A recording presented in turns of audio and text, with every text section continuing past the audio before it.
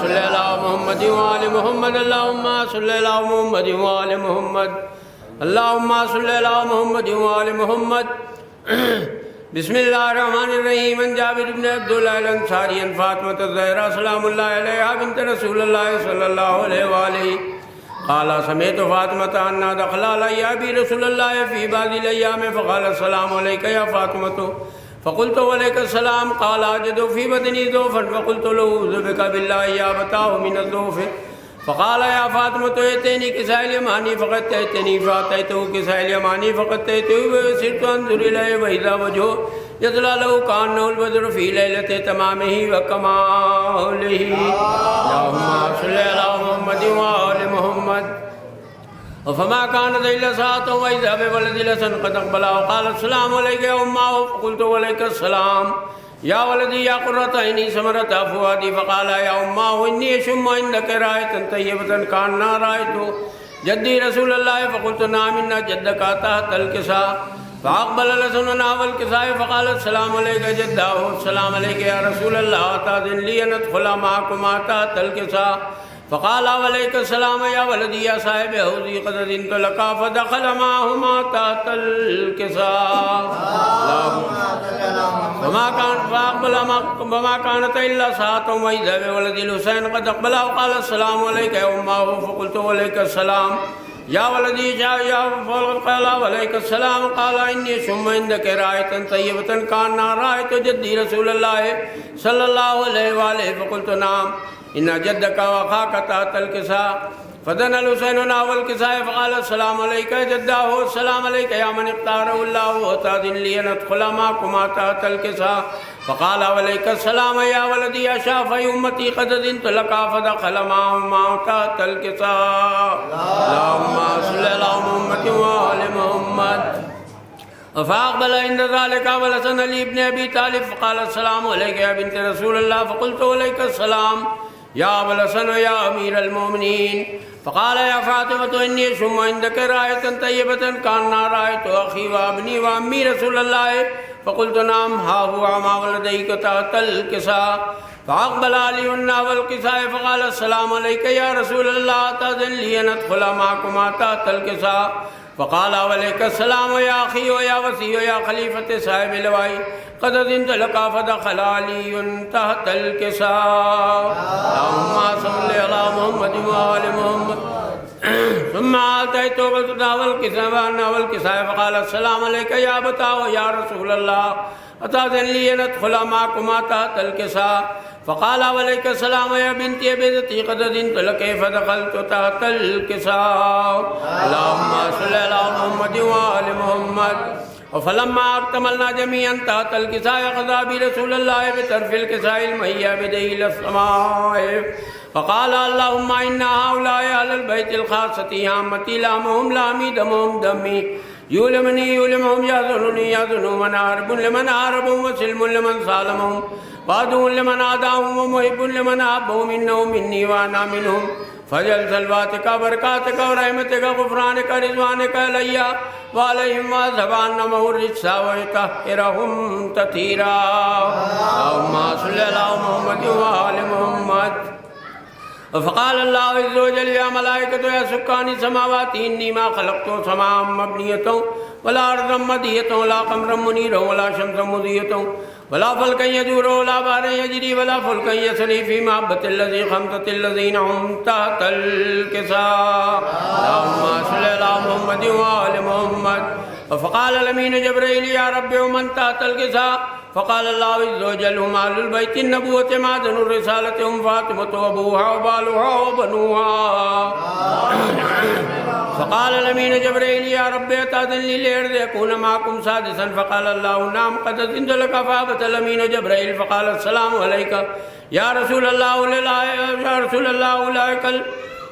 فقال الأمين جبريل يا رسول الله يدخل فقال رسول الله أتأذن لي يا رسول الله فقال الأمين جبريل فقال السلام فقال رب اذن لي وإني ما خلقت سماء مبنية ولا أرضا مدية ولا قمرا منيرا ولا شمسا مضيئة ولا فلكا يدور ولا بحرا يجري ولا فلكا يسري أتأذن لي يا رسول الله؟ فقال رسول الله وعليك السلام يا أمين وهي اللعين النام قد أذنت لك. فدخل جبرائيل مع نفضات الكساء. اللهم صل على محمد وآل محمد. فقال لي إن الله قد أوحي إليكم إنما يريد الله ليذهب عنكم الرجس ويطهركم تطهيرا. وصل على محمد وآل محمد. فقال علي لأبي يا رسول الله أخبرني ما لجلوسنا ذات الكساء من الفضل عند الله. فقال النبي والذي بعثني بالحق نبيا واصطفاني برسالتي نجيا ما ذكر. خبرنا هذا في محفل من محافل أهل الأرض جم من شيعة محبين فيهم إلا نزلت عليهم الرحمة وعفت بهم الملائكة واستغفرت لهم لا تفرقوا. فقال علي نزم والله فزنا وسويدنا وكذلك شيعتنا فاز سويد في الدنيا والآخرة ورب الكعبة. فقال النبي ثانيا يا علي والذي بعثني بالحق نبيا واصطفاني برسالتي نجيا ما ذكر. خبرنا هذا في محفل من محافل أهل الأرض جم من شيعة محبين فيهم مغموم إلا غمه ولا طالب حاجة قضى الله حاجته. فقال علي نزم الله فزنا وسويدنا كذلك شيعتنا فاز سويد في الدنيا والآخرة ورب الكعبة. اللهم صل على محمد وآل محمد. اللهم صل على محمد وآل محمد. اللهم صل على محمد وآل محمد. بسم الله الرحمن الرحيم. اللهم بحق محمد أنت المحمود. اللهم بحق علي أنت الأعلى. اللهم بحق فاطمة أنت فاطر السماوات والأرض. اللهم بحق الحسن أنت المحسن. اللهم بحق الحسين أنت قديم الإحسان ومع الصلوات. اللهم صل على کہ گر ساتھ سفر بنت علی کا نہیں ہوگا. گر ساتھ سفر بنت علی کا نہیں ہوگا. گر ساتھ سفر بنت علی کا نہیں ہوگا. شہ قتل تو ہو جائیں گے چرچا نہیں ہوگا. گر ساتھ سفر بنت علی کا نہیں ہوگا. شہ قتل تو ہو جائیں گے چرچا نہیں ہوگا. اور آئے گی سرے فرش ازا روح ہماری. آئے گی سرے فرش ازا روح ہماری. مر جائیں گے ہم ختم یہ رشتہ نہیں ہوگا. آئے گی سرے فرش ازا روح ہماری. مر جائیں گے ہم ختم یہ رشتہ نہیں ہوگا. یوسف جو ابھی ان کے خیالوں میں بسے ہیں. یوسف جو ابھی ان کے خیالوں میں بسے ہیں. یوسف جو ابھی ان کے خیالوں میں بسے ہیں. حوروں نے ابھی جون کو دیکھا نہیں ہوگا. یوسف جو ابھی ان کے خیالوں میں بسے ہیں. حوروں نے ابھی جون کو دیکھا نہیں ہوگا. اور ہم فوج مخالف کو تو سہراب کریں گے. ہم فوج مخالف کو تو سہراب کریں گے. ہم پر مگر احسان کسی کا نہیں ہوگا. ہم پر مگر احسان کسی کا نہیں ہوگا. اور انصار کی فہرست رسولوں کی طرح ہے.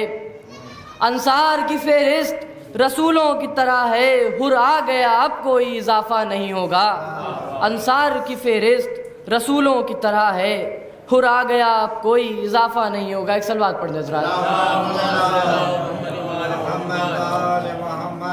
کہ ہمارے سجدوں کو اشک دے کر کرم یہ سجاد کر گئے ہیں. ہمارے سجدوں کو اشک دے کر کرم یہ سجاد کر گئے ہیں. ہمارے گھر کے سبھی مصلے فلک کے تاروں سے بھر گئے ہیں.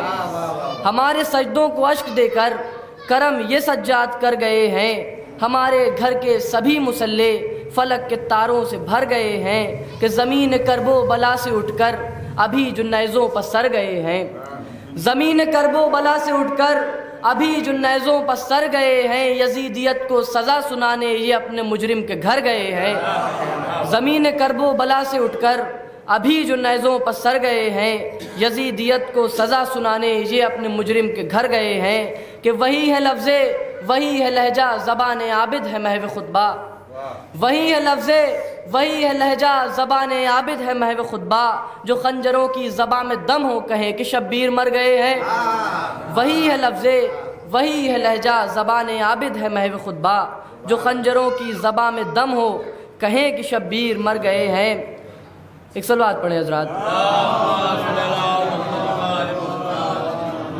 کہ جو خنجروں کی زباں میں دم ہو کہیں کہ شبیر مر گئے ہیں. کہ انہیں تو لکھا مورخوں نے چمکتی تیغوں نے جن کو کاٹا. انہیں تو لکھا مورخوں نے چمکتی تیغوں نے جن کو کاٹا، کہاں ہے فہرست ان سروں کی جو خود بس ان کے اتر گئے ہیں؟ کہاں ہے فہرست ان سروں کی؟ انہیں تو لکھا مورخوں نے، چمکتی تیغوں نے جن کو کاٹا، کہاں ہے فہرست ان سروں کی جو خود بس ان کے اتر گئے ہیں؟ اور زمین کرب و بلا کو حوریں دعائیں یہ کہہ کے دے رہی ہیں، زمین کرب و بلا کو حوریں دعائیں یہ کہہ کے دے رہی ہیں، سروں پہ ڈالی یہ خاک جب سے ہمارے گیسو سنور گئے ہیں۔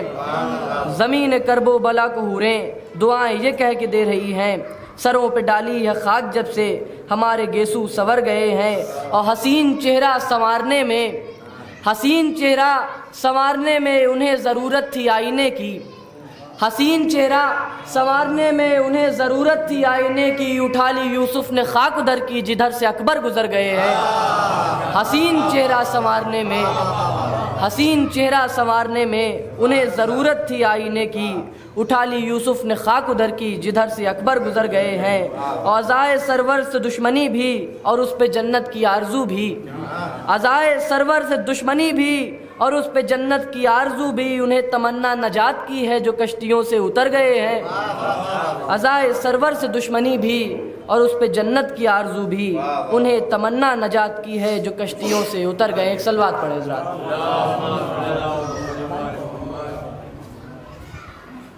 کہ خاک ساری جن میں ہو ہر برتری کے بعد بھی، خاک ساری جن میں ہو ہر برتری کے بعد بھی، مسکراتے ہیں وہی مشکل گھڑی کے بعد بھی، مسکراتے ہیں وہی مشکل گھڑی کے بعد بھی۔ اور عشق اہل بیت ہی ایک ایسا سرمایہ ہے جو زندگی کے ساتھ بھی ہے زندگی کے بعد بھی۔ عشق اہل بیت ہی ایک ایسا سرمایہ ہے جو، عشق اہل بیت ہی ایک ایسا سرمایہ ہے جو زندگی کے ساتھ بھی ہے زندگی کے بعد بھی۔ شیخ سماعت فرمائیں کہ بغض حیدر چھین لیتا ہے بصیرت عقل کی، بغض حیدر چھین لیتا ہے بصیرت عقل کی، کچھ نظر آتا نہیں پھر روشنی کے بعد بھی۔ بغض حیدر چھین لیتا ہے بصیرت عقل کی، کچھ نظر آتا نہیں پھر روشنی کے بعد بھی۔ اور شعر یہاں سے حاضر کرتا ہوں، بس دو تین شعر سماعت فرمائیں کہ بغض حیدر چھین لیتا ہے بصیرت عقل کی، کچھ نظر آتا نہیں پھر روشنی کے بعد بھی۔ اس سے بڑھ کر کیا اڑائے گا کوئی اپنا مذاق، اس سے بڑھ کر کیا اڑائے گا کوئی اپنا مذاق، ڈھونڈے اوروں میں کمی اپنی کمی کے بعد بھی۔ اس سے بڑھ کر کیا اڑائے گا کوئی اپنا مذاق، ڈھونڈے اوروں میں کمی اپنی کمی کے بعد بھی۔ اور با وفا سرور کا ہونا کھیل بچوں کا نہیں، با وفا سرور کا ہونا کھیل بچوں کا نہیں، پانی پھینکو تو کبھی تشنا لبی کے بعد بھی۔ با وفا سرور کا ہونا کھیل بچوں کا نہیں، پانی پھینکو تو کبھی تشنا لبی کے بعد بھی۔ اور سماعت فرمائیں کہ حق بیاں کرتے ہوئے کیوں دل کی دھڑکن بڑھ گئی، حق بیاں کرتے ہوئے کیوں دل کی دھڑکن بڑھ گئی، رات دن کرب و بلا کی پیروی کے بعد بھی۔ حق بیاں کرتے ہوئے کیوں دل کی دھڑکن بڑھ گئی، رات دن کرب و بلا کی پیروی کے بعد بھی۔ اور آخری شعر اس سلسلے کا کہ رات دن کرب و بلا کی پیروی کے بعد بھی، کہ وہ امیروں سے بھی دو قدم وہ تو امیروں سے بھی آگے بڑھ گیا، دو قدم وہ تو امیروں سے بھی آگے بڑھ گیا، فرش مجلس کا بچھا کر مفلسی کے بعد بھی، دو قدم وہ تو امیروں سے بھی آگے بڑھ گیا، دو قدم وہ تو امیروں سے بھی آگے بڑھ گیا، فرش مجلس کا بچھا کر مفلسی کے بعد بھی۔ اور یہ تو یہ تو دانش بس عزائے شاہ کا احسان ہے، زندہ رکھے ہے ہمیں 14 صدی کے بعد۔ ایک بار نعرہ سلوات کا سہارا دیں۔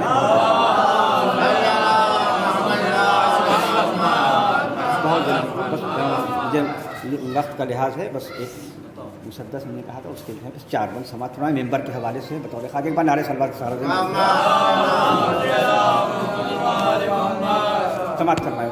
حضور دیکھیے گا کہ مسجدوں اور عزا خانوں کی ہے زینت ممبر، مسجدوں اور عزا خانوں کی ہے زینت ممبر، بانٹا علم کی ہر آن ہے دولت ممبر، بانٹا علم کی ہر آن ہے دولت ممبر، اہل ایمان کی بڑھاتا ہے بصیرت ممبر، ہم پہ خالق کی یہ سمجھو ہے عنایت ممبر۔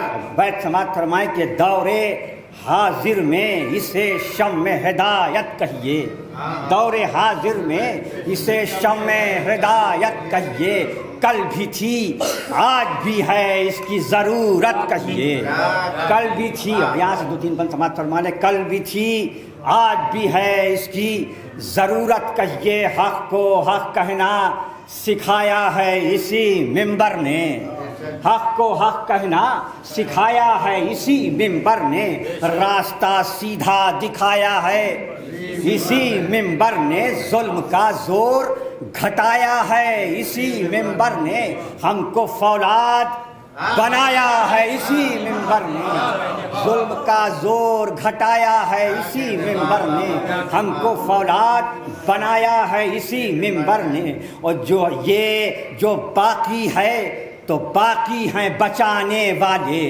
یہ جو باقی ہے تو باقی ہے بچانے والے، مٹ گئے اس کو زمانے سے مٹانے، مٹ گئے اس کو زمانے سے مٹانے والے، بند بطور خاص سماعت فرمائیں کہ باعمل ہو جو اسے حق ہے کہ بیٹھے اس پر، باعمل ہو جو اسے حق ہے کہ بیٹھے اس پر، اور اس پر بیٹھے تو سیاست کی نہ اوڑھے چادر، حق اسی کو ہے، حق اسی باعمل ہے جو اسی باعمل ہو جو اسے حق ہے کہ بیٹھے اس پر، اور اس پر بیٹھے تو سیاست کی نہ اوڑھے چادر، کیسے حاصل ہو رضا حق کی سکھائے یہ ہنر، کیسے حاصل ہو رضا حق کی سکھائے یہ ہنر، فرش پر بیٹھ کے دے عرش کی دنیا کو خبر، فرش پہ بیٹھ کے دے عرش کی دنیا کو خبر،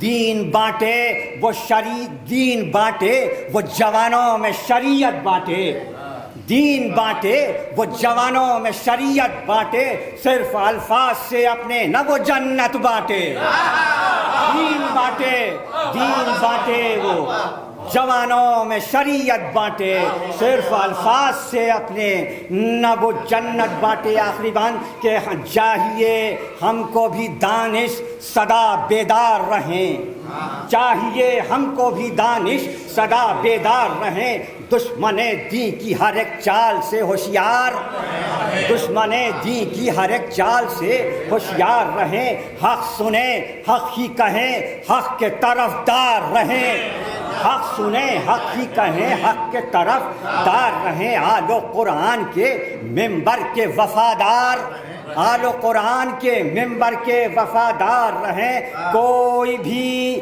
عظمت ممبر نہ گھٹانے پائے، بیت بطور خاص سماعت فرمائے، کوئی بھی عظمت ممبر نہ گھٹانے پائے، اس کو میدان تجارت نہ بنانے، کوئی بھی عظمت ممبر نہ گھٹانے پائے، اس کو میدان تجارت نہ بنانے پائے۔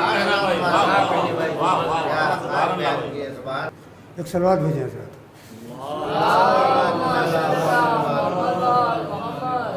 آپ کے سامنے نعت پاک کا ایک شعر، سلام کے چند اشعار حاضر خدمت ہے۔ نعت پاک کا شعر حاضر ہے کہ میرے ہاتھوں سے اور میرے ہونٹوں سے خوشبوئیں جاتی نہیں، میرے ہاتھوں سے اور میرے ہونٹوں سے خوشبوئیں جاتی نہیں، کہ میں نے اس میں محمد کو لکھا بہت اور چوما بہت، کہ میرے ہاتھوں اور میرے ہونٹوں سے خوشبوئیں جاتی نہیں، کہ میں نے اس میں محمد کو لکھا بہت اور چوما بہت۔ سلام کا حاضر خدمت۔ اس سے پہلے قطع سنی کہ توفیق عزا کا ہے اشارہ بن جا، توفیق عزا کا ہے اشارہ بن جا، شبیر کے غم سے خدا را بن جا، عباس کا ہاتھوں میں اٹھاتے ہی علم گرتے ہوئے بھائی کا سہارا بن جا، عباس کا ہاتھوں میں اٹھاتے ہی علم گرتے ہوئے بھائی کا سہارا بن جا۔ صلوات بھیجیں۔ سلام کا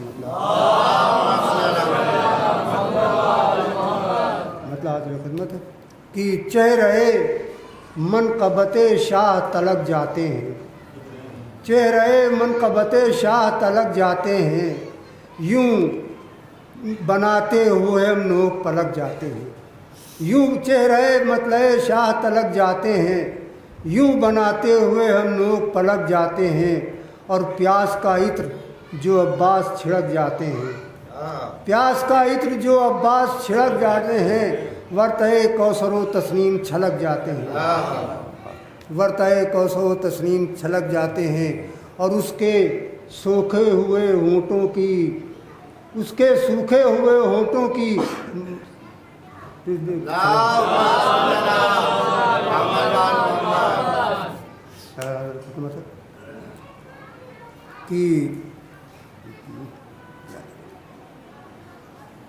صلوات پڑھیں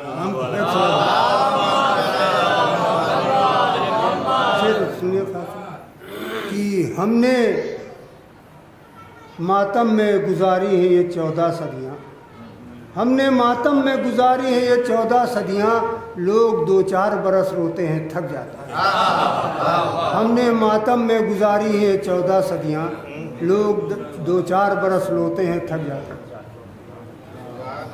اعوذ باللہ السمیع العلیم من الشیطان اللعین الرجیم، بسم اللہ الرحمن الرحیم، الحمد للہ الذی ہدانا لہذا وما کننا لنہتدی لولا ان ہدانا اللہ، لقد جاءت رسل ربنا بالحق، ثم الصلاة والسلام والتحیۃ والاکرام علی سیدنا ومولانا ومولا الثقلین جد الحسن والحسین بالقاسم مصطفیٰ محمد وعلى آلہ الطیبین الطاہرین المعصومین المنتخبین المظلومین، لا سیما ابن امہ غالب علی کل غالب مولانا علی ابن ابی طالب، وعلى صاحب الدعوات النبوية والصولة الحيدرية والاسمة الفاطمية والحلم الحسنية والشجاعة الحسينية والعبادة السجادية والمعاصر الباقرية والعاصار الجعفرية والعلوم الكاظمية والحجج الرضوية والجود التقوية والنقاوة النقوية والهيبة العسكرية والغيبة الإلهية صاحب العصر والزمان إمام الإنس والجان الحجة القائم المنتظر المهدي، ولعنة الله على أعدائهم أجمعين من يوم ظلمهم إلى لقاء يوم الدين وبعد يوم الدين. أما بعد، فقد قال الله سبحانه وتبارك وتعالى في كتابه المجيد وهو أصدق الصادقين وقوله الحق. بسم الله الرحمن الرحيم. يا أيها الذين آمنوا اتقوا الله وكونوا مع الصادقين. صلوات پڑھیں محمد وآلہ. ارباب اعزاء، ماتمداران سید الشہداء، قرآن مجید کی بہت مشہور و معروف آیت کہ جس کے ذیل میں بارہا آپ کے سامنے اس قریے میں گفتگو کی کہ خداوند عالم اپنے ان بندوں کو جو ایمان لا چکے خطاب کر کے ارشاد فرما رہا ہے کہ اے ایمان لانے والوں، تقوی الہی اختیار کرو اور سچوں کے ساتھ ہو جاؤ۔ ظاہر ہے کہ تقوی ایک ایسا مفہوم ہے، ایک ایسا لفظ ہے کہ جو استعمال میں بہت ہے لیکن اس کے معنی اور مفہوم شاید اس طرح سے واضح نہیں ہے جیسے ہونے چاہیے. اور جو چیز بہت زیادہ استعمال میں ہوتی ہے، بہت زیادہ لوگوں کی زبان پر ہوتی ہے، یا جس کی ڈیفینیشن ہر ایک کے ذہن میں اپنے حساب سے ہوتی ہے، اس کو سمجھانا بہت مشکل ہوتا ہے، کیونکہ ہر ایک اپنے ذہن میں ایک خاص ڈیفینیشن رکھتا ہے. اب آپ اس کو کون سی دلیل دیجئے، کون سی آیت سنائیے، کون سی حدیث سنائیے کہ وہ اس معنی کو قبول کر لے. لیکن ہم پر آل محمد کا کرم ہے، اور اگر انسان اپنے ہر معاملے میں اس آیت کے اگلے حصے پر عمل کر لے تو اس کی ساری ڈیفینیشنز بھی صحیح ہو جائیں گی، سارے کانسیپٹس بھی کلیئر ہو جائیں گے، سارے مسائل بھی حل ہو جائیں گے. کونوا مع الصادقین، یعنی سچوں کے ساتھ ہو جاؤ. اگر سچوں کے ساتھ ہو جاؤ گے تو تمہاری نماز بھی صحیح ہو جائے گی، تمہارا روزہ بھی صحیح ہو جائے گا، تمہاری توحید بھی صحیح ہو جائے گی، تمہارا عدل بھی صحیح ہو جائے گا، تمہاری نبوت بھی صحیح ہو جائے گی، تمہاری امامت بھی صحیح ہو جائے گی، اور قیامت کے لیے تم ویسے تیار ہو جاؤ گے جیسے تیار ہونا چاہیے. ابھی ہماری تیاری اس انسان کی ہے جس کو یقین نہیں ہے کہ آئے گا. قیامت اس کا تو کہنے کو سب کو یقین ہے کہ آئے گی، جیسے موت کو سب کو یقین ہے کہ آئے گا اور آئے گی، لیکن کتنے ہیں واقعاً جو موت کی تیاری کرتے ہیں ہر دن یا تیار ہیں؟ کہنا آسان ہے کہ صاحب موت تو برحق ہے، آنی ہے، اور ایسی چیز ہے جو ہر دن ہم دیکھتے ہیں. ہر چیز میں ہڑتال ہو سکتی ہے. ملک الموت کے یہاں کوئی ہڑتال نہیں ہے، اور اس کے ہاں تو ڈیلے بھی نہیں ہے. جو طے ہے وقت، اس میں ایک سیکنڈ ادھر سے ادھر نہیں ہو سکتا. ایک سیکنڈ ادھر سے ادھر نہیں ہو سکتا. سیکنڈ تو ہم نے اس لیے کہا کہ ہم وہ سمجھتے ہیں، ورنہ اس سے نیچے بھی جو ہے تقسیم، اس میں بھی جائیں تو یہی طے ہے کہ جو طے ہے وہ طے ہے. اس کا سب کو یقین ہے. ہر دن ہم یہ مناظر دیکھتے ہیں، اپنے قریے میں لاشیں دیکھتے ہیں، اپنے شہروں میں لاشیں دیکھتے ہیں. ٹیلی ویژن جس زمانے میں لوگ دیکھتے تھے اس پہ دیکھتے تھے، اب تو واٹس ایپ پہ دیکھتے ہیں، فون کے اوپر دیکھتے ہیں، ہاتھ میں دیکھ رہے ہیں. ہر دن وہ منظر دیکھ رہے ہیں کہ ہر ذی روح کے اندر سے روح قبض ہو جائے گی اور یہ موت کے سفر سے آگے بڑھ جائے گا. لیکن اس کے باوجود اس بات کو یقین نہیں رکھتے کہ ہمیں بھی آئے گی. کیونکہ اگر یقین ہو جائے انسان کو کہ آئے گی تو بہت سے معاملات اس کے حل ہو جائیں گے. دنیا کی جو محبت ہے وہ اپنے آپ کم ہو جائے گی. دنیا سمیٹنے کی محبت، دنیا اکٹھا کرنے کی محبت، ماہ و جلال کو جمع کرنے کی محبت.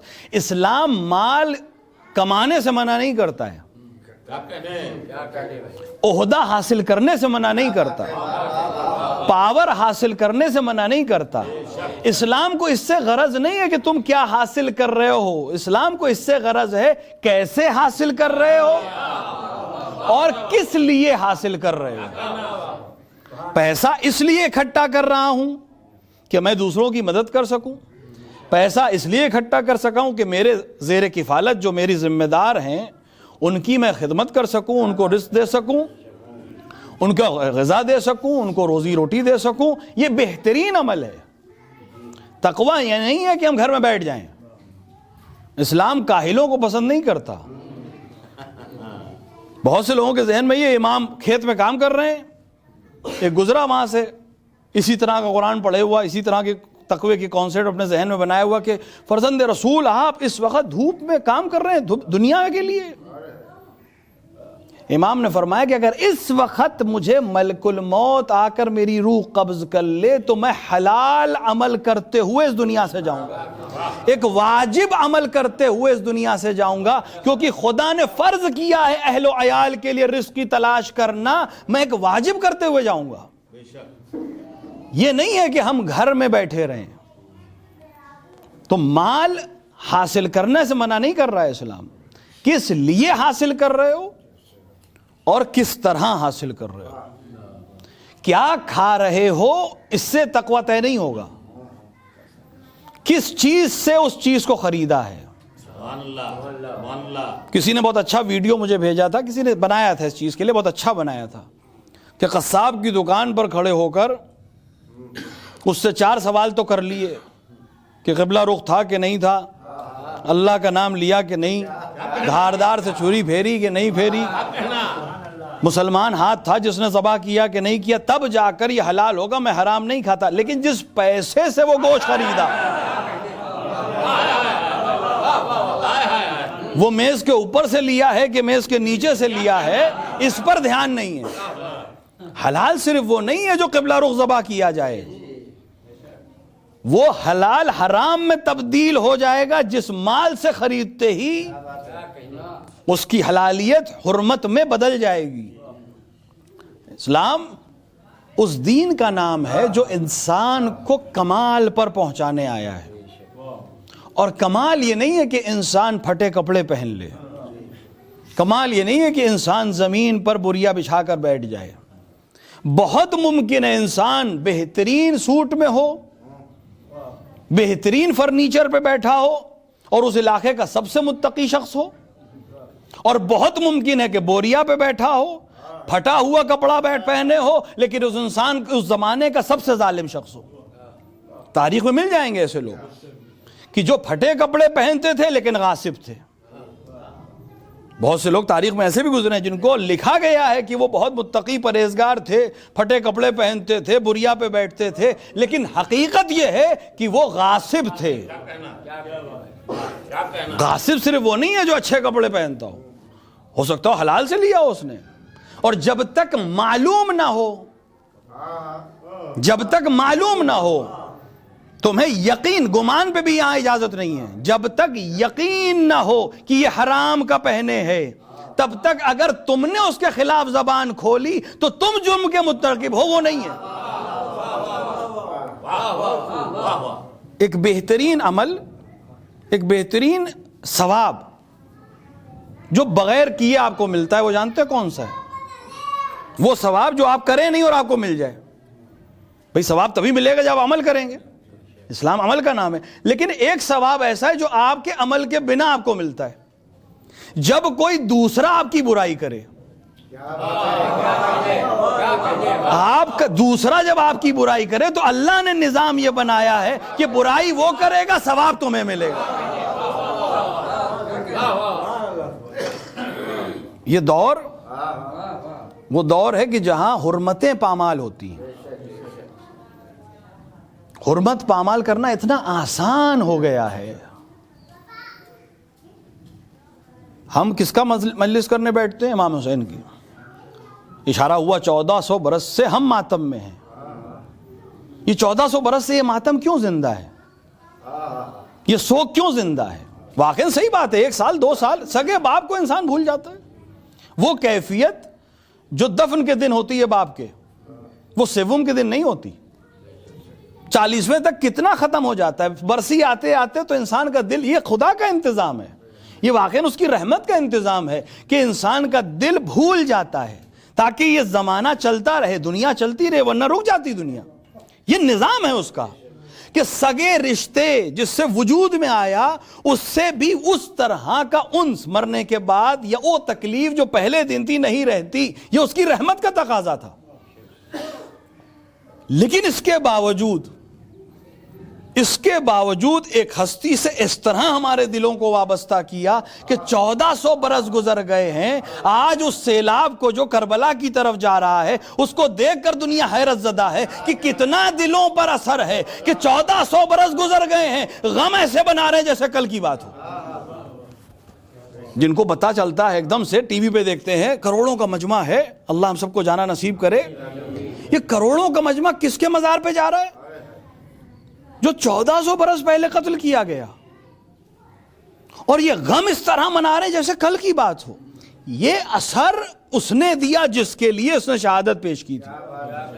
لیکن ہم جب مجلس میں بیٹھیں یا اس سلسلے میں گفتگو کریں یا کربلا کی یاد منائیں تو ایک بار انسان کا ذہن کو سوچنا چاہیے کہ آخر کیسے ممکن ہوا کہ رسول کی شہادت کے 50 برس کے اندر رسول کے نواسے کو لوگ قتل کرنے پہ تیار ہو گئے. کوئی دوسرے لوگ نہیں آئے تھے.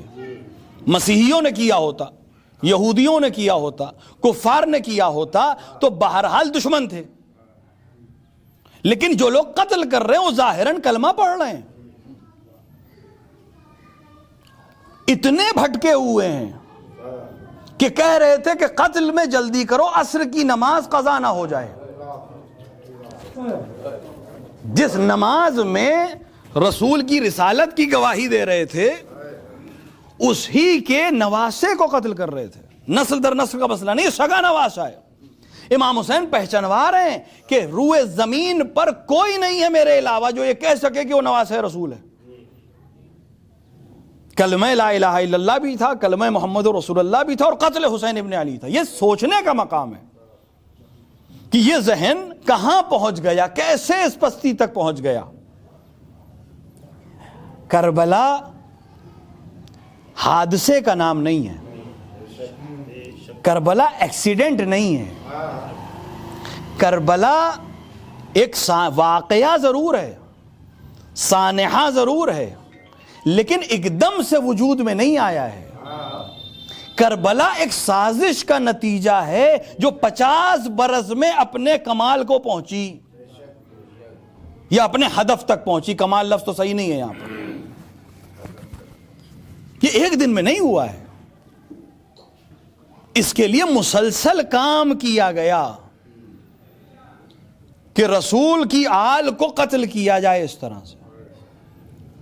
حادثہ نہیں ہے کہ ہو گیا, نہیں, سازش تھی جو نتیجے پہ پہنچی. اور اس کی ابتدا وہیں سے ہو گئی جہاں سے رسول نے قولوا لا الہ الا اللہ تفلحوا کہا, اسی دن سے ہوئی. ایک فکر ہے جو رسول کے خلاف ہے, اسے رسول کے مشن کو روکنا ہے.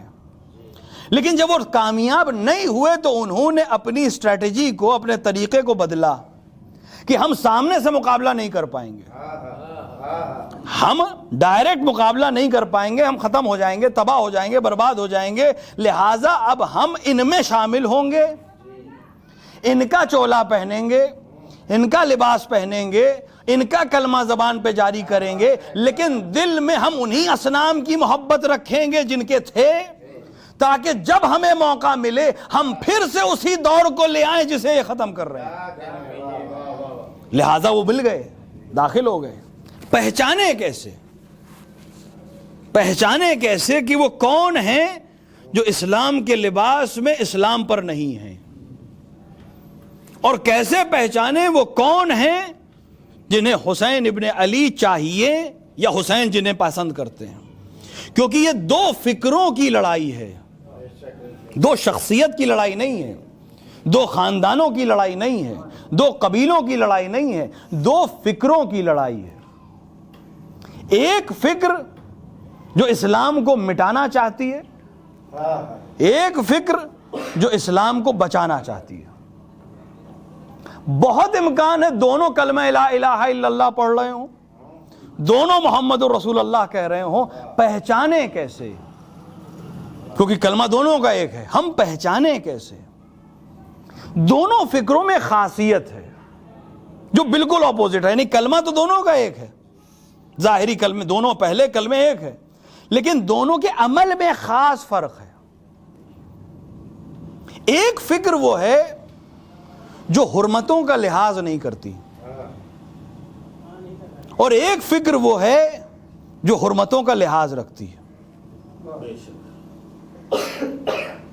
ایک فکر حرمتوں کو پامال کرتی ہے, عزت کو پامال کرتی ہے, رتبے کو پامال کرتی ہے.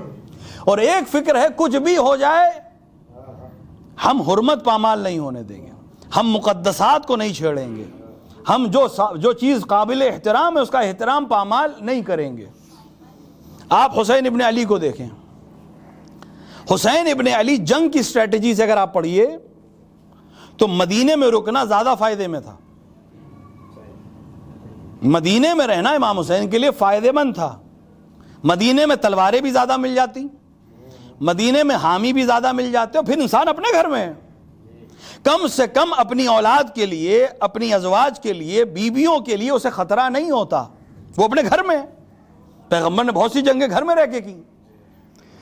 امام حسین کے لیے مدینے میں رکنا جنگی لحاظ سے زیادہ بہتر تھا، کیونکہ اپنے گھر میں تھے. جو بھی فوج آتی وہ باہر سے آتی، وہ دور سے آتی، اسے عزوقے کی ضرورت پڑتی، اسے کھانے کی ضرورت پڑتی، اسے افراد کی ضرورت پڑتی، اسے پیسے کی ضرورت پڑتی، اس کو ہرانا آسان ہوتا.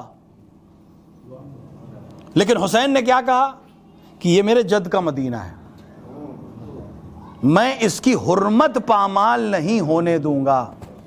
یعنی میرا ہدف بہت مقدس ہے، اور ہدف حاصل کرنے کے لیے میں کوئی حرمت پامال نہیں ہونے دوں گا. یہ حسین بتانا چاہ رہے ہیں کہ ایک فکر وہ ہے جو مقدسات کو محفوظ رکھتی ہے. ہدف کتنا ہی اعلیٰ کیوں نہ ہو، اگر ہم تقدس کو پامال کر دیں گے تو چاہ کر بھی ہدف پر نہیں پہنچ پائیں گے. بھئی امیر المومنین جنگ صفین میں نماز کے لیے کھڑے ہو رہے ہیں، صلی اللہ علیہ محمد، این جنگ میں نماز کے لیے کھڑے ہو رہے ہیں. پوچھنے والا پوچھ رہا ہے یا علی اس جنگ میں نماز کا، اسی کے لیے تو جنگ کر رہے ہیں. ہم اپنا ہدف نہ بھول جائیں، تیغ زنی ہدف نہیں ہے، دین بچانا ہدف ہے. تو جو نماز بچانا ہے اگر خود ہی چھوڑ دی تو پھر جنگ کا کیا فائدہ ہے؟ تو تقدس بچنا ہے. مدینہ چھوڑ کے آپ مکے چلے گئے، مکے میں بھی اگر رک جاتے تو آپ کو فائدہ تھا. پوری دنیا کا مسلمان حج کرنے آیا تھا، حج کا موقع تھا. آپ کسی بھی جگہ کھڑے ہو کے پورے مسلمان مجمع کو خطاب کر سکتے تھے، اپنی بات کہہ سکتے تھے، اپنے حق کو بیان کر سکتے تھے، اپنے لیے فوج اکٹھا کر سکتے تھے، مکے کو پناہ گاہ بنا کر ایک بہت بڑا لشکر فراہم کر سکتے تھے. عبداللہ ابن زبیر نے یہی رائے دی امام حسین کو کہ مکہ چھوڑ کے کیوں جا رہے ہیں آپ. اور امام نے جو اس کو جواب دیا، کیا جواب دیا امام نے فرمایا کہ میں نے اپنے جد سے سنا ہے کہ مکے کی حرمت ایک دمبے کی قتل کی وجہ سے پامال ہوگی. دمبا یعنی بھیڑ. میں نے اپنے جد سے سنا ہے کہ مکے و خانہ کعبہ کی حرمت ایک بھیڑ کے قتل ہونے سے پامال ہوگی. میں نہیں چاہتا کہ وہ دمبا قرار پاؤں. امام عبداللہ ابن زبیر سے یہ کہہ رہے تھے کہ امام اس کو حقیقت بتا رہے تھے کہ تم جو مجھے رائے دے رہے ہو کل یہی کرنے والے ہو، وہ کوئی اور بھیڑ نہیں ہے، وہ تم ہو جو مکے کی حرمت کو پامال کرو گے. یہی ہوا، اس نے یہی کیا. جب اس نے حکومت حاصل کی تو اس نے مکے کو پناہ گاہ بنایا، اور تاریخ میں لکھا کہ اس نے اپنے فوجیوں سے کہا کہ تم حرم کو پناہ گاہ بناؤ، تاکہ حکومت کی فوجیں، یزید کی فوجیں جب مکے پر حملہ کریں گی، جب خانہ کعبہ پر حملہ کریں گی تو ہم دنیا میں یہی واویلا مچائیں گے کہ انہوں نے حرمت کعبہ پامال کی. تو نعرہ صحیح ہے اس کا، لیکن اس کا ہدف غلط ہے. حسین یہ کہنا چاہ رہے ہیں کہ میں حق پر ہوں، میری حرمت یقیناً کعبے سے زیادہ ہے، اس میں کوئی شک نہیں ہے کہ حسین کی حرمت کعبے سے زیادہ ہے، اس میں کوئی شک نہیں ہے. لیکن حسین اس سلسلے کی کڑی ہیں جو حرمتوں کو بچانے کے لیے اس دنیا میں آئی ہے. لہٰذا حسین کہہ رہے ہیں میں حق پر ہوں لیکن مکے کی حرمت پامال نہیں ہونے دوں گا. 25 حج کیے ہیں امام حسین نے، 25 پا پیادہ حج. اس کا مطلب ہے امام حسین کو حج سے محبت ہے. 25 حج جس نے پیدل کیے ہوں، وہ 8 ذی الحج کو مکہ چھوڑ کے جا رہا ہے. کس دل کے ساتھ جا رہے ہیں حسین، کس کیفیت کے ساتھ جا رہے ہیں؟ حسین کی کیفیت تو اپنی جگہ پہ، کعبے کی کیا کیفیت ہوگی کہ کعبہ ان حاجیوں کا مشتاق نہیں ہے، کعبہ تو حسین کا مشتاق ہے کہ میرا حاجی تو جا رہا ہے، باقی تو میرے گرد ایسے ہی گھومنے آئے ہیں، یہ حاجی ہے. اور ان مسلمانوں سے سوال پوچھنے کی ضرورت ہے کہ جب وہ دیکھ رہے تھے کہ حسین جا رہے ہیں تو وہ احرام کھول کیوں نہیں رہے تھے کہ فرزند رسول اگر آپ جا رہے ہیں تو ہم بھی جا رہے ہیں؟ کیونکہ حسین کا عمل دیکھ کے انہیں طے کرنا چاہیے تھا. تو حسین یہ سلسلہ، اور بات صرف امام حسین تک نہیں ہے، حسین کے سفیر مسلم بن عقیل عمل مسلم کا کیا بتا رہا ہے؟ جب ہانی نے کہا کہ میرے گھر آئے گا ابن زیاد، میں اشارہ کروں گا تم قتل کر دینا، فتنہ ہے ابن زیاد، ابن زیاد قتل ہو جائے کوفہ کنٹرول میں آ جائے گا، کتنے مسائل حل ہو جائیں گے. لیکن مسلم نہیں آئے، قتل نہیں کیا. اور جب ہانی نے پوچھا تو مسلم نے کیا جواب دیا کہ رسول کی حدیث ہے کہ مہمان کو قتل نہیں کیا جا سکتا. مسلم سفیر ہیں حسین ابن علی کے. مسلم کا ہر عمل حسین کے نام پر لکھا جائے گا. مسلم عہد سفارت پر ہیں، اپنی سفارت کو کتنے بہترین طریقے سے ادا کر رہے ہیں. اگر میں آج قتل کر دوں گا تو یہ قتل مسلم کے نام سے نہیں لکھا جائے گا، حسین کے سفیر کے نام سے لکھا جائے گا. اور حسین حرمت پامال نہیں کر سکتے، حسین حرمت نہیں پامال کر سکتے. اور یہ حسین اس سلسلے کے ربط ہے. یہی عمل رسول اکرم نے کیا، یہی عمل امیر المومنین نے کیا.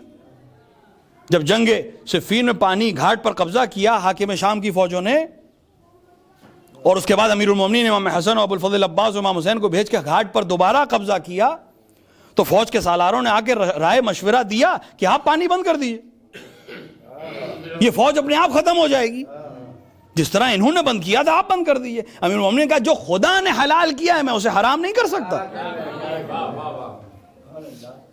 بتانا چاہ رہے کہ ہم حرمتوں کو پامال کر کے ہدف نہیں پہنچنا چاہتے، کیونکہ ہمارا ہدف حکومت حاصل کرنا نہیں ہے، ہمارا ہدف ظاہری جنگ کو جیتنا نہیں ہے، ہمارا ہدف حکم الہی کو نافذ کرنا ہے. تو ایک حکم الہی نافذ کرنے کے لیے دوسرے حکم الہی کو توڑا نہیں جا سکتا. معصوم عمل کر کے بتا رہا ہے. رسول اکرم کو بھی یہی رائے جنگ بدر میں دی گئی تھی کہ کنواں ہمیں معلوم ہے کہ قریش کہاں سے پانی لے رہے ہیں، ہم اس میں زہر ملا سکتے ہیں، ہم اسے روک سکتے ہیں. رسول نے اجازت نہیں دی. ایک سلسلہ ہے حرمتوں کو بچانے والوں کا، اور ایک سلسلہ ہے حرمتوں کو پامال کرنے والوں کا. کلمے کو مت دیکھیے، عمل کو دیکھیے. کون حرمت کو محفوظ کر رہا ہے، کون حرمت کو پامال کر رہا ہے. کون؟ یہ جملہ کہنا، جب رسول کہیں کہ قلم اور دوات دے دو، اور کوئی رسول کے سامنے جسارت کرے تو یہ صرف جسارت نہیں ہو رہی تھی، یہ ابتدا تھی حرمت پامال کرنے کی. آج ہم قلم اور دوات سے منع کریں گے، کل ہم دروازے میں آگ لگائیں گے، پھر ہم علی کے گلے میں رسن باندھیں گے، پھر ہم حسن کو زہر دیں گے. یہ 50 برس جب ہم کریں گے تو ہم کربلا جیسی ایک تیمار بنا پائیں گے. یہ ایک سلسلہ ہے. حسین حرمتوں کو بچانے آئے ہیں، بنی امیہ حرمتوں کو مٹانے آیا ہے. کیونکہ جب تک حرمت کو مٹایا نہیں جائے گا بنی امیہ حکومت نہیں کر سکتے.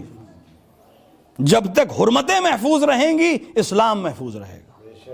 یہ سارا مقدمہ میں نے اس لیے پیش کیا کہ اگر ہمارا تعلق حسین کے قبیلے سے ہے، اگر یہ دعویٰ ہے کہ ہم حسین ابن علی کے چاہنے والے ہیں، تو ہمارا عمل وہی ہونا چاہیے جو حسین ابن علی کا عمل تھا.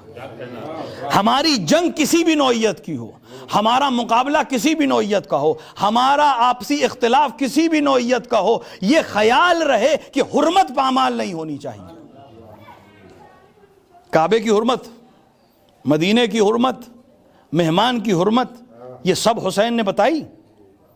اور اسی حسین کے وارث نے اپنے جد کی ایک حدیث سنائی، کعبے سے زیادہ کس کی حرمت ہے،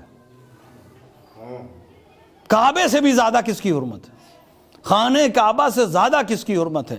رسول اکرم کی حدیث ہے کہ مومن کی حرمت کعبے سے زیادہ ہے. مومن کی حرمت، مومن کا احترام کعبے سے زیادہ ہے. رسول کی حدیث ہے کہ اگر کوئی مومن کی حرمت پامال کرے تو وہ اس کی مثال اس شخص کی ہے جو خانہ کعبہ میں آگ لگائے. ہم یزید پہ اعلان کر رہے ہیں کہ اس نے خانہ کعبہ میں آگ لگائی، مدینے میں گھوڑے دوڑائے، حسین ابن علی کو قتل کیا، اور اگر ہم خانہ کعبہ سے زیادہ جس کی حرمت ہے اسے پامال کریں. آج جو دور ہے حرمتوں کو پامال کرنے کا دور، کسی کے لیے بھی کچھ لکھ دیجئے، کون دیکھ رہا ہے، کون روک رہا ہے، کون ٹوک رہا ہے.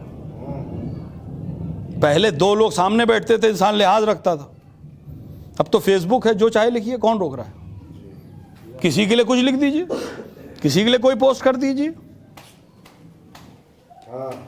لیکن یہ خیال رہے کہ رسول نے فرمایا کہ کعبے سے زیادہ حرمت ہے. اگر ہم اس عمل کو کر کے جائیں گے تو حسین ابن علی کے سامنے کیسے کہیں گے کہ ہم آپ کے چاہنے والے ہیں؟ حسین کہیں گے میں خانہ کعبہ کی حرمت کو بچانے کے لیے قتل ہوا اور تم مومن کی حرمت پامال کر کے میرے چاہنے والے بن رہے ہو. حسین تو دشمن کی حرمت پامال نہیں ہونے دیتے. حسین ابن علی نے دشمنوں کی بھی حرمت نہیں پامال کی، حالانکہ ان کی حرمت اب رہ نہیں گئی تھی. حسین کو قتل کرنے آئے تھے. وہ مومن کی حرمت ہے، منافق کی حرمت نہیں ہے. ہم جب حرمتوں کو پامال کریں گے، مقدسات کو پامال کریں گے، تو یہ وہ چیزیں جن کا اثر یہاں بھی ہے وہاں بھی ہے. اثر یہاں ہے، سزا وہاں ہے. سزا یہاں نہیں ملے گی، سزا وہی ملے گی. دنیا میں سزا نہیں ہے. دنیا میں مکافات عمل تو ہو سکتا ہے، سزا نہیں ہے. سزا قیامت کے بعد ہی ہے، عدالت کے بعد ہی ہے. انشاءاللہ اس قریے میں تو یہ مسئلہ نہیں ہے، لیکن شہروں میں یہ مسئلہ ہو رہا ہے. حرمتیں پامال کیسے؟ کل تک سوکھی روٹی ملتی تھی حسین کے تبرک کے نام پر، آنکھوں سے لگاتے تھے، چوم کے کھاتے تھے. یقین تھا کہ شفا ہے، اور صرف یقین نہیں تھا، شفا ملتی تھی. جو چیز حسین سے منسوب ہو جائے یقیناً اس میں شفا ہے. جب حسین سے منسوب مٹی میں شفا ہے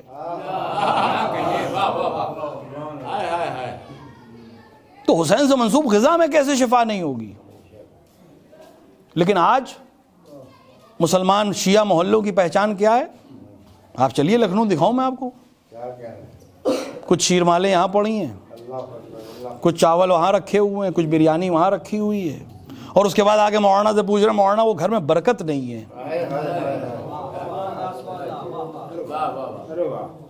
برکت نہیں ہے، ہمیں کوئی دعا بتا دیجئے. گھر میں آج کل پیسے کی بڑی تنگی ہے. ان کے جواب میں اتنا ہی کہوں گا کہ حسین برکت بن کے گھر میں آئے تھے. جس کے گھر میں تبرک آ جائے اس سے زیادہ برکت کہاں ہوگی؟ تم نے جب وہ تبرک کی روٹیاں باہر رکھ دیں پھر تبرک کے لیے دعا کر رہے ہو، برکت کے لیے دعا کر رہے ہو. جو برکت بن کے تمہارے گھر میں آیا تھا جب تم اسے دروازے سے خود باہر کر رہے ہو تو پھر دعا میں کہاں سے اثر آئے گا؟ وہ تو رزق بن کے آیا تھا. واقعاً وہ لوگ جو احترام کرتے تھے، بزرگوں سے پوچھیں کتنی برکت تھی اس روٹی میں، اس سوکھی روٹی میں. آج جب حالات اچھے ہو گئے تو بجائے بہتر کرنے کے، دیکھیں اچھا تبرک بانٹنے میں کوئی حرج نہیں ہے، قیمتی بانٹنے میں بھی کوئی حرج نہیں ہے. البتہ اس لیے نہیں کہ انہوں نے بانٹا تھا. ان کے یہاں 15 روپے والی شیرمال بٹی تھی تو ہم 20 روپے کی بانٹیں، یہ کانسیپٹ نہ ہو. مقابلے میں نہ بانٹیے، حسین کی عشق میں بانٹیے، حسین کی محبت میں بانٹیے. حسین کے نام پہ اچھا کریے، کوئی حرج نہیں ہے، اچھا کرنے سے منع نہیں کیا ہے. لیکن نیت کیا ہے؟ اگر نیت یہ ہے کہ ایک مومن کو چھوٹا دکھاؤں تو یہ 100 روپے کی بھی قابل قبول نہیں ہے. اور اگر نیت یہ ہے کہ میرا حسین خوش ہو جائے تو 1 روپیہ بھی قابل قبول ہے. نیت کیا ہے؟ اچھے تبرک بانٹنے میں کوئی حرج نہیں ہے. لینے والے کی ذمہ داری ہے کہ جب لے رہا ہے تو یہ خیال رہے کہ کتنا استعمال کر پائے گا. اتنا نہ بھر لے کہ فریج میں بھی اب جگہ نہیں ہے. کہ پہلے نعمت خانے ہوتے تھے تو اس کو تو معلوم تھا کہ 3 دن ایکسپائری ہے آٹومیٹکلی، تو اسی حساب سے رکھتے تھے، اسی حساب سے خرچ کرتے تھے. اب فریج ہے 6 مہینے تک تو کچھ ہونا نہیں ہے اسے. لیکن اس کے بعد کیا آج ایسے لوگ نہیں ہیں شہر میں جو بھوکے سو رہے ہیں؟ کتنے اچھے اعمال آپ کر سکتے ہیں ایک ہی مجلس سے. تبرک لیجئے، لیکن اگر آپ کے گھر کی ضرورت سے زیادہ ہے، وہ جو بے سہارا سو رہا ہے، وہ جو اکیلے سو رہا ہے، جو آج بھوکا سو رہا ہے، اس کو جا کر حسین کے نام پر دے دیجئے کہ اس کے کان میں حسین کا نام جائے، وہ یاد کرے کہ کسی حسین کے چاہنے والے نے دیا تھا. یہ ہمارے بزرگوں نے جو رکھا تھا طریقہ اسی لیے رکھا تھا کہ حسین کے نام پر انہیں کھلاؤ جن کے پاس نہیں ہے. یہ واقعاً حسین ابن علی کی برکت ہے کہ بہت سے ایسے گھر جو خود خرچ کر کے سال بھر اچھی نعمت نہیں کھا سکتے، انہیں حسین ابن علی کے نام پر وہ کھانے مل جاتے ہیں جو تصور نہیں کر سکتے. یہ حسین کی برکت ہے. لیکن ہم ذمہ دار ہیں کہ یہ برکت بڑھے، ہمارے گھر سے رخصت نہ ہو جائے، کیونکہ یقین جانے حسین کو ہماری کوئی ضرورت نہیں ہے. وہ اگر چاہیں گے تو ایک اور قوم خلق کر کے ان کو اپنا ذمہ دار بنا سکتے. ہمیں احساس ہے، رہنا چاہیے کہ یہ نعمت ہم سے نہ چھن جائے.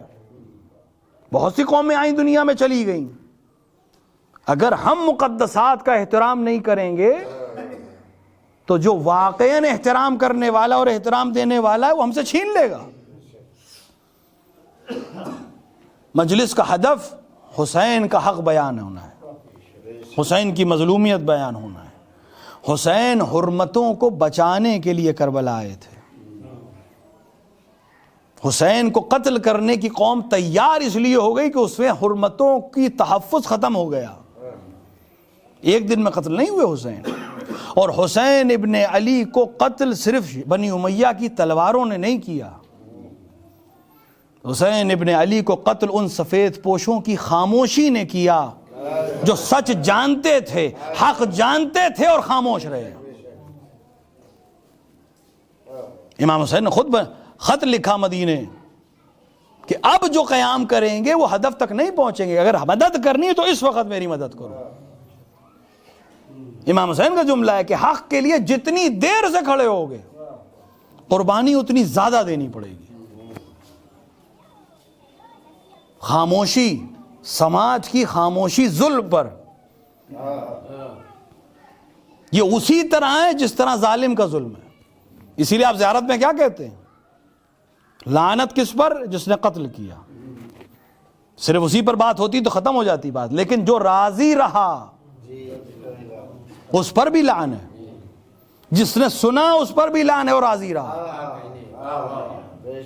یہ سلسلہ اب اگر صرف قاتلوں تک ہوتی تو اسی صدی میں ختم ہو جاتی، لیکن جس نے سنا اور راضی رہا یہ اب صبح قیامت تک رہے گا کہ اب دو سلسلے ہوں گے. ایک وہ جو قتل حسین سے راضی ہیں، ایک وہ جو قتل حسین کے مخالف ہیں. اس کے علاوہ کوئی تیسرا فرقہ نہیں ہے. جو راضی ہے قتل حسین سے اس کے لیے لعن ہے، اور جو حسین کے قتل پر غم منا رہا ہے، جو حسین کے قتل پہ احتجاج کر رہا ہے، جو حسین کے قتل کے اوپر صدا بلند کر رہا ہے، وہ اسی طرح ہے جو حسین کا ساتھ دے رہا ہے.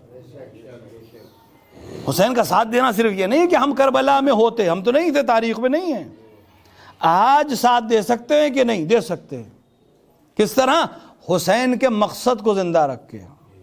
جہاں دیکھیں حرمت پامال ہو رہی ہے کھڑے ہو جائیں، جہاں دیکھیں کسی کا حق ضائع ہو رہا ہے کھڑے ہو جائیں، جہاں دیکھیں کسی کی توہین کی جا رہی ہے کھڑے ہو جائیں کہ میرے حسین نے کربلا میں یہ پیغام دیا ہے کہ حرمتیں محفوظ رہنی چاہیے. اشارہ کیا منبر کے سلسلے میں. منبر کی حرمت کب تک ہے؟ جب تک اس سے آل محمد کے فضائل پڑھے جائیں، جب اس سے آل محمد کی سیرت بیان کی جائے، جب تک اس سے آل محمد کے مصائب پڑھے جائیں. لیکن اگر منبر کا استعمال اپنے نام کے لیے ہو، اپنے نمود کے لیے ہو، اپنے سیاسی فائدوں کے لیے ہو، اپنی بادشاہت کے لیے ہو، تو پھر وہ منبر نہیں ہے. میرے مولا نے کیا کہا؟ کیا اجازت ہے کہ میں لکڑی کے اس ڈھیر پر چلا جاؤں؟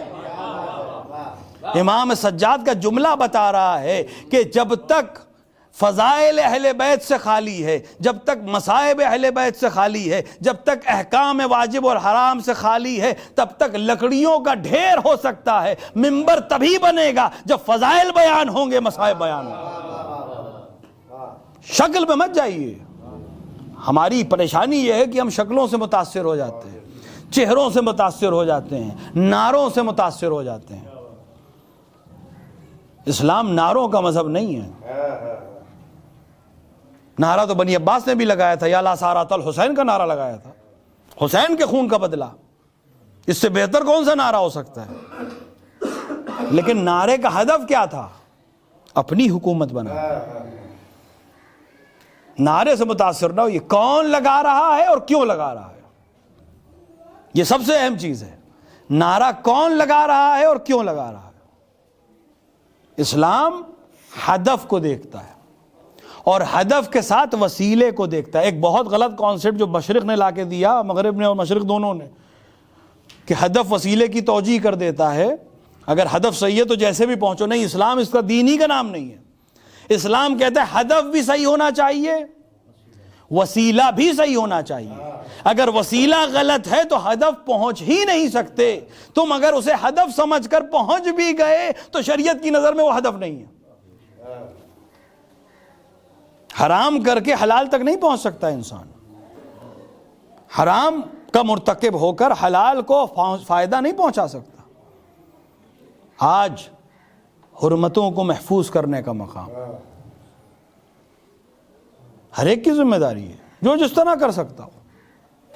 حسین ابن علی حرمتوں کو بچانے کے لیے آئے تھے. سب سے زیادہ کوشش حسین کی حرمت کو بچانے کی تھی. مکے کی حرمت بچائی, مدینے کی حرمت بچائی, بیابان میں آ گئے, زمین خرید لی. خود اس پر ایک سوال ہے, حسین ابن علی زمین خرید کر کیا ثابت کرنا چاہتے تھے؟ کہ اب جو بھی آئے گا وہ میرے گھر میں آ رہا ہے, میں زمین کا مالک میں ہوں. اور حسین نے زمین پھر ہبہ کی کس کو؟ بنی اسد کو. آج بھی قبیلہ موجود ہے بنی اسد کا, اللہ آپ کو جانا نصیب کرے, جائیں ملیں قبیلے بنی اسد کے سرداروں سے, ہے موجود ہے. اللہ امام حسین نے ان کو دعا دی ہے. بنی اسد آج بھی موجود ہیں. حسین نے ہبہ کر کے کیا شرط رکھی؟ کہ میرے زائروں کا استقبال کرنا. آج یہ لاکھوں کروڑوں کا مجمع ہمیں سال رہ گئے. حسین ابن علی سے ہی دعا کریں کہ اگلے سال نصیب ہو. یہ لاکھوں کروڑوں کس کے لیے جا رہے ہیں؟ حسین ان کے استقبال کا انتظام کر کے گئے کہ میرے زائر کو 3 دن مہمان بنانا, اس کا احترام کرنا. کوئی میری قبر پوچھے تو اس کو میرا نشان بتانا. کتنا احترام. حسین نے ہر چیز کے احترام کو محفوظ رکھا اور دشمن نے ہر احترام کو پامال کیا. کربلا میں جتنے بھی احترام تھے سب پامال کر دیے گئے. حسین ابن علی نے کیوں علی اکبر سے کہا یوم عاشورہ اذان دو؟ حسین حجت تمام کر رہے تھے کہ اگر ان کو کچھ نہ یاد ہو, کچھ بھی نہ یاد ہو, اور مسلمان ہونے کا دعویٰ کر رہے ہیں تو شکل پیغمبر دیکھ کر, لہجہ پیغمبر دیکھ کے شاید اپنی غلطی سے ازالہ کر لیں. اور اذان علی اکبر نے جو بچنا چاہتے تھے اسے بچا بھی لیا. لہجہ پیغمبر نے بچا لیا جس کو بچانا تھا. جو پہچان گیا وہ بچ گیا. علی اکبر کی شہادت سخت ترین شہادتوں میں سے ہے یوم عاشورہ کے. امام حسین نے کسی کے قاتل پہ لعن نہیں کی سوائے علی اکبر کے قاتل کے. کسی کے قاتل پہ خود امام حسین نے لعنت نہیں کی, علی اکبر کے قاتل کو لعنت دی. جناب علی اکبر کی شہادت حرمت پیغمبر کو قتل ہے, حرمت پیغمبر پامال ہوئی ہے. اور جناب علی اصغر کی شہادت انسانیت کی حرمت کو پامال کیا گیا. حسین نے علی اکبر کو پیش کر کے یہ ثابت کیا کہ ان کا رسول سے کوئی تعلق نہیں ہے, اور حسین نے علی اصغر کی شہادت پیش کر کے یہ ثابت کیا کہ ان کا انسانیت سے بھی کوئی تعلق نہیں ہے. حسین ابن علی کا ہر عمل دشمن کی ہر سازش کو ناکام کر رہا تھا. تاریخ کربلا میں جو سب سے چھوٹی شہادت ہے ظاہری, وہ سب سے بڑی شہادت ہے, کیونکہ دشمن ہر شہید کے قتل کا جواز لکھ سکتا تھا. ہر شہید کی شہادت کو وہ باغی کہہ سکتا تھا, ہر شہید کو وہ مخالف کہہ سکتا تھا, ہر لڑنے والے کو وہ باغی کہہ سکتا تھا. لیکن ایک ننھے سے سر نے آ کر تمام شہادتوں کی حرمت کو محفوظ کر لیا۔ یہی وجہ ہے کہ جب 700 کرسی نشین کے درمیان باغیوں کا تعارف کرایا جا رہا تھا، ایک چھوٹا سا سر آیا تو حاکم شام کے دربار میں موجود روم کے سفیر نے کھڑے ہو کر کہا کہ کیا اس بچے نے بھی تمہارے خلاف بغاوت کی تھی؟ حسین کی مظلومیت بن کر آیا وہ بچہ۔ حسین حرمتوں کو بچانے آئے۔ کتنا لحاظ ہے حسین کو حرمت کا۔ ایک منظر میں پیش کروں، جب حسین ابن علی کے جسم میں اتنا رمق نہیں رہ گیا کہ گھوڑے پہ رک سکیں، کتنے زخم ہیں امام حسین کے جسم پہ ہمیں نہیں معلوم۔ بعض نے 700 زخم لکھے ہیں، بعض نے 900 زخم لکھے ہیں، بعض نے 1200 زخم لکھے ہیں۔ اگر کوئی انسان جسم انسانی کو دیکھے، 1200 زخم کی جگہ کہاں سے آئے گی؟ یعنی زخموں میں زخم ہے۔ حسین ابن علی کے لیے تاریخ میں ملتا ہے کہ امام اگر سانس لینے کے لیے رکتے تھے تو جسم اقدس پہ اتنے تیر لگتے تھے کہ سانس دوبارہ اکھڑنے لگتی تھی، لیکن اس کے باوجود حسین ابن علی کے عزم میں کوئی کمی نہیں آئی تھی۔ آپ کا چہرہ سرخ سے سرخ تر ہو رہا تھا، اور جب حسین ابن علی کے سینے پر ایک نیزہ لگا، ایک تیر پیشانی پر لگا، پسلیوں کو توڑ کر ایک نیزہ اس پار سے نکلا، حسین اب گھوڑے پہ رک نہیں سکے۔ حسین گھوڑے سے گرے، ایک نشیب میں چلے گئے۔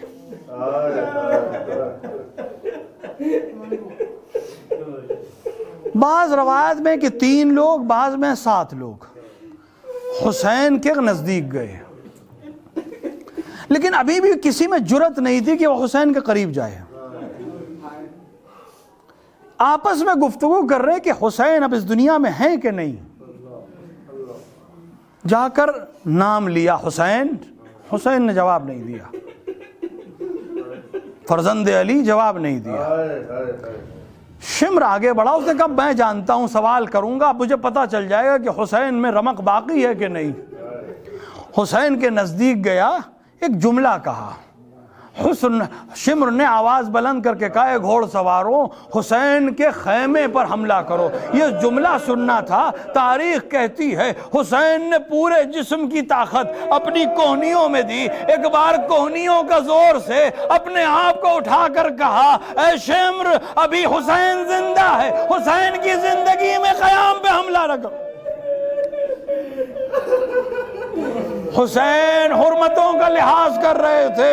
اے آقا کتنی حرمت کا لحاظ تھا، حیدانیوں کی حرمت، خیمے کی حرمت۔ اے آقا آپ کے جاتے ہی گھوڑوں کا حملہ ہے، کوئی آگ لگاتا ہے۔ ہاں، حسین کو جن حرمتوں کی تحفظ کا سب سے زیادہ گلہ تھا، سب سے زیادہ جس سلسلے میں آپ بیتاب تھے، وہ زینب کا خیال تھا، وہ خیام کا خیال تھا۔ لیکن بعد شہادت حسین ایک حملہ ہوا ہے جو خیام حسینی میں آگ لگا رہا ہے۔ اے آقا، اے آقا، آپ کے جانے کے بعد خیموں میں آگ لگائی گئی۔ راوی کہتا ہے بیبیاں، تصور واقعی مصائب پڑھنے کی چیز نہیں ہے۔ انسان اگر سوچ لے شب کی تاریکی میں جا کر جب بستر پہ آرام کے لیے لیٹے، ایک بار سوچیں جلتا ہوا خیمہ اور اس میں اندر کچھ سیاہ فابوش بیبیاں کبھی اس طرف سے اس طرف جا رہی ہوں۔ کبھی آگ لگے ہوئے آپ نے دیکھی ہے؟ کسی گھر میں آگ لگی ہو، اس گھر کے مکین کیسے بے چین ہوتے ہیں، کیسے مضطرب ہوتے ہیں۔ کوئی آگ بجھانا چاہتا ہے، کوئی قیمتی سامان بچانا چاہتا ہے، کوئی جان بچانا چاہتا ہے۔ ذرا تصور کریں خیام حسینی میں جب آگ لگی ہے، ایک بلند قامت بی بی ہے، ہر بی بی کو وہ بچا رہی ہے۔ لوگ کہتے ہیں، راوی بیان کرتا ہے، بی بی خیمے میں جاتی تھی پھر آ جاتی تھی، جاتی تھی پھر آ جاتی تھی۔ ہمیں ہوا کوئی بہت قیمتی چیز اس خیمے میں ہے جس کو بچانے کے لیے جا رہی ہے۔ ایک بار عجیب منظر دیکھا، ایک بلند قامت بی بی اندر داخل ہوئی، ایک جوان کو اپنے وال پہ وش پر لے کر خیمے سے باہر آئی۔ ہاں، حسین کی ضمانت کو لے کر جناب زینب باہر آئیں۔ ہاں حسین جن حرمتوں کا لحاظ چاہتے تھے، عصر عاشور ان خیموں کو جلا دیا گیا، اور صرف یہیں تک اکتفا نہیں ہوئی، چادروں کو چھینا گیا، تماچے لگائے گئے، روسریوں کو چھینا گیا، کسی نے آ کر نیزہ لگایا، کسی نے آ کے کوڑے برسائے، اور اس کے بعد تمام خیام حسینی کو لوٹ لیا گیا۔ اے حسین مظلوم، ہم کس طرح سے آپ کو پرسا پیش کریں، ہم کس طرح سے آپ کو اس غم کا مداوع پیش کریں، کیونکہ ہر وہ چیز جو آپ کو قابل قبول نہیں تھی وہ آپ کی شہادت کے بعد انجام دی گئی۔ زینب کے پردے کا کتنا لحاظ تھا، لیکن آپ کا سر تو دیکھ رہا ہے، کبھی کوفے کا منظر ہے، کبھی کوفے کا بازار ہے، کبھی کوفے کا دربار ہے، اور یہاں تک کہ ماہ سفر آ گیا۔ ماہ سفر اسیران کا شام میں جانے کا سفر ہے۔ ہاں شام، ایک ایسا نام جس نے میرے امام کو بہت رلایا ہے۔ کوفے اور شام میں فرق معلوم ہے آپ کو؟ بازار کوفے میں بھی تھا، بازار شام میں بھی تھا، دربار کوفے میں بھی تھا، دربار شام میں بھی تھا، لیکن فرق یہ ہے کہ کوفہ ایسا شہر تھا جہاں کچھ چاہنے والے بھی تھے، جہاں کچھ حمایت کرنے والے بھی تھے۔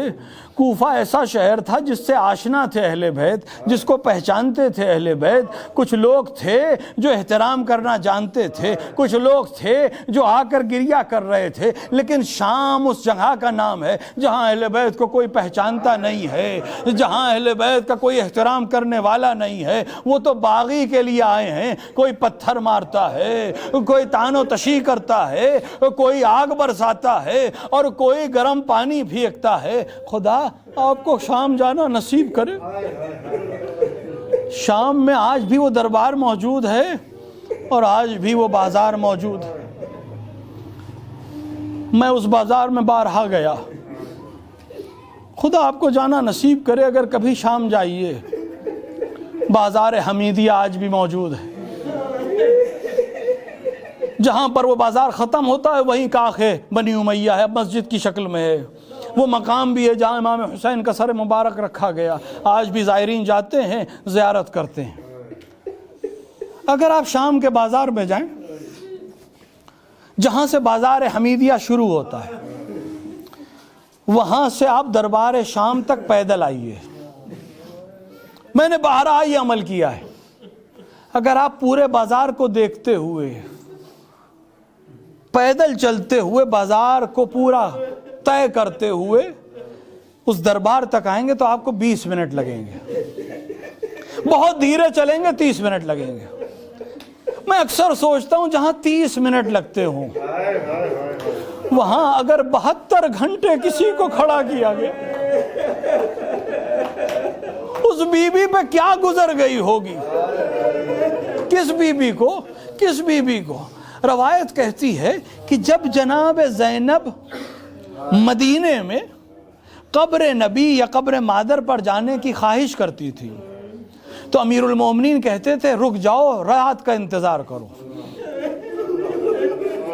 اور جب رات کی تاریکی پھیل جاتی تھی، مدینے کے بازار ختم ہو جاتے تھے، لوگ اپنے گھروں میں چلے جاتے تھے، تو حسن اور حسین آگے چلتے تھے، امیر المؤمنین پیچھے چلتے تھے، بیچ میں زینب چلتی تھیں، اور اس کے باوجود علی جب چلتے تھے اور جب مسجد النبی کے قریب پہنچتے تھے تو چراغ کی لو کو کم کر دیتے تھے۔ ایک بار شہزادے نے پوچھا بابا اس وقت کوئی نہیں ہوتا، آخر چراغ کی لو کیوں کم کرتے ہیں؟ امام نے جواب دیا میں پسند نہیں کرتا کہ زینب کے سائے پر بھی کسی کی نظر پڑے۔ اے علی، جس کے سائے پہ نظر برداشت نہیں تھی وہ باوان کے مجمع میں بازار حمیدیہ جہاں تماشائیوں کا مجمع ہے، لوگ آوازیں دے رہے ہیں اے تماشائیوں آؤ تماشا دیکھو، یہ علی کی بیٹیاں ہیں، یہ زینب کی یہ زینب ہیں، یہ ام کلثوم ہے۔ یہی وہ لمحہ ہے جس کو اس بازار کو زینب نے کیسے طے کیا ہم نہیں جانتے۔ اس کیفیت کو طے کر ابھی مشکل تمام نہیں ہوئی ہے، بازار کو 72 گھنٹے کے سفر کے بعد اب جو دربار میں داخل ہوئی 700 کرسی نشین، ان میں ملعون بیٹھا ہوا، سامنے سر حسین، اور کوئی آواز دے رہا ہے اے یزید پہچانو یہ زینب بنت علی ہے، یہ ام کلثوم ہے، یہ فروہ ہے۔ زینب کبھی چہرے کو چھپاتی ہیں، کبھی سید ساجدین کے پیچھے جاتی ہیں۔ امام کربلا کا رخ کر کے کہتے ہیں اے بابا آپ کے جانے کے بعد نامحرموں کے مجمع میں ماں اور بہنوں کے ساتھ سید سجاد کچھ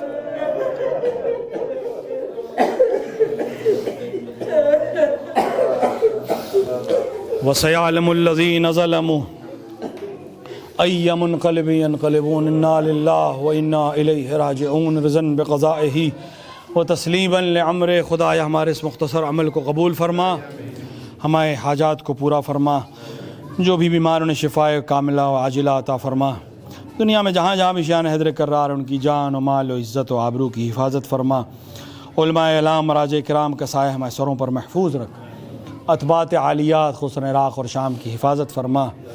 خدایا اس ظلمت اور اس تیرگی سے نجات کے لیے منتقم کربلا کے ظہور میں تعجیل فرما، اندر ظہور اپنے امام کو پہچاننے ان کی نصرت کرنے کی توفیق عطا فرما۔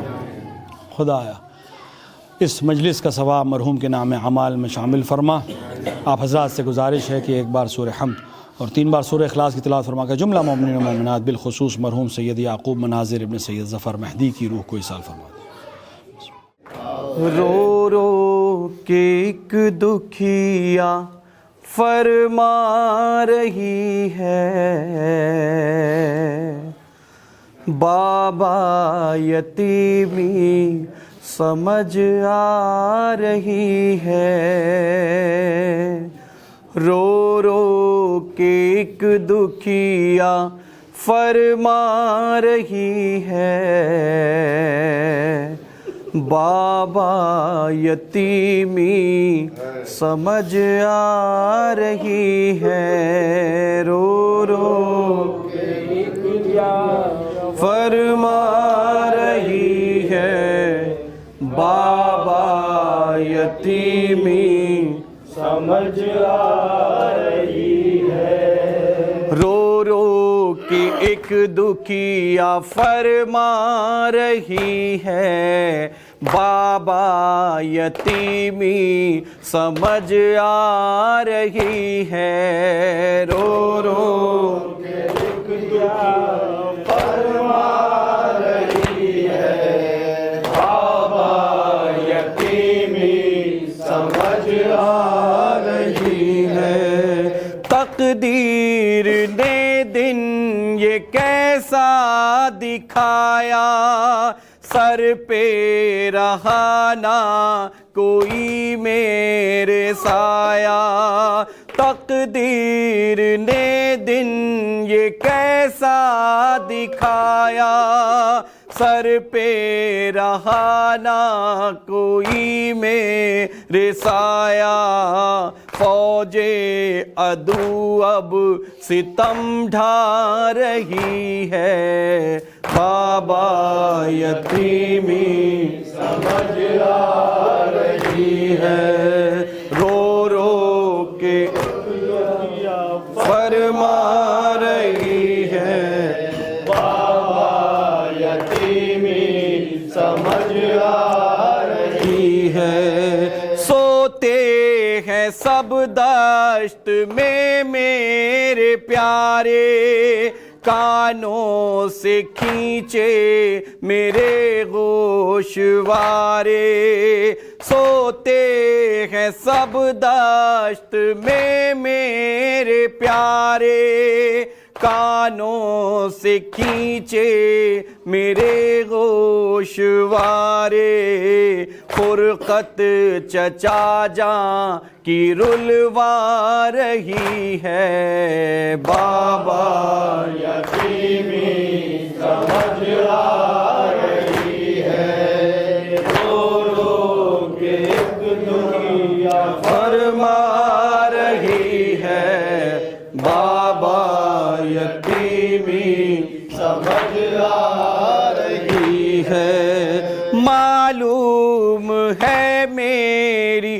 تشنا دہانی ظالم دکھا کر بہاتے ہیں پانی معلوم ہے میری تشنا دہانی ظالم دکھا کر بہاتے ہیں پانی اور پیاس میری بڑھے جا رہی ہے بابا یتیمی سمجھ آ رہی ہے رو رو کے دکھیا فرما رہی ہے بابا یتیمی سمجھ آ رہی ہے بابا کو بیٹی سے یارب ملا دے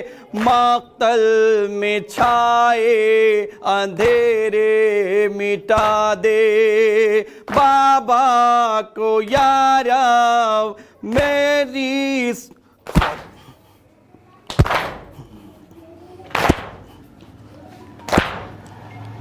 بیٹی کو بابا سے یارب ملا دے مقتل میں چھائے اندھیرے مٹا دے بیٹی کو بابا سے یارب ملا دے مقتل میں چھائے اندھیرے مٹا دے در در کی وہ ٹھوکریں کھا رہی ہے بابا یتیمی سمجھ آ رہی ہے رو رو کے ایک رکھیا فرما رہی ہے بابا یتیمی سمجھ آ رہی ہے کامل وہ دامن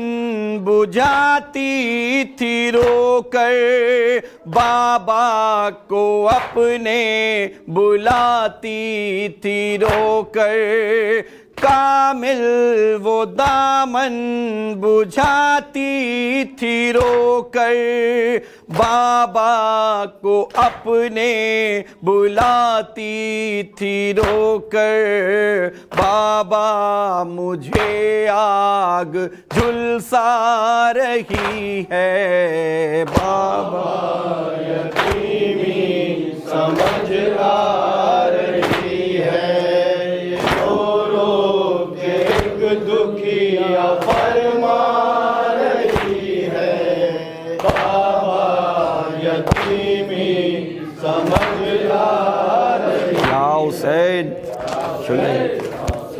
یا حسین شبی بھائی ایک کام پڑی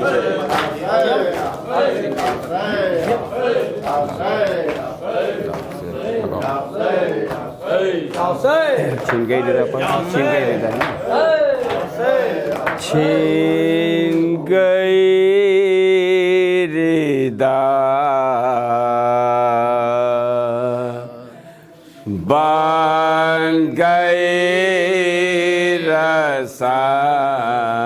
رسان دختر مشکل کشا ہے بے کس و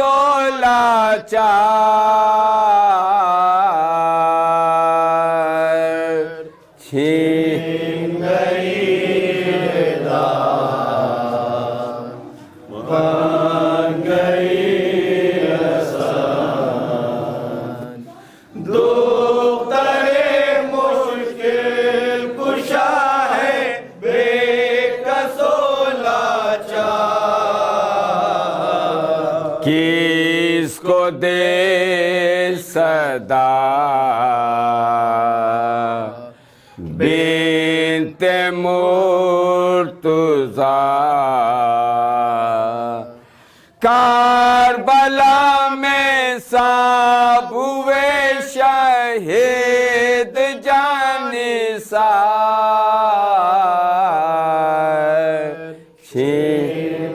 وہ امام نے وہی شعر پڑھو بس وہ امام وقت کو بیڑی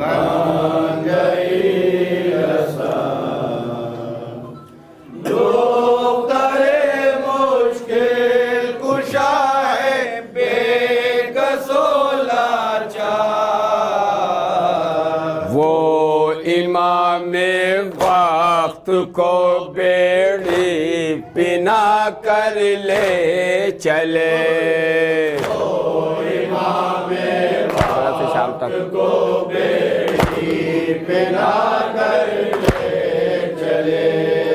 کربلا سے شام تک قیدی بنا کر لے چلے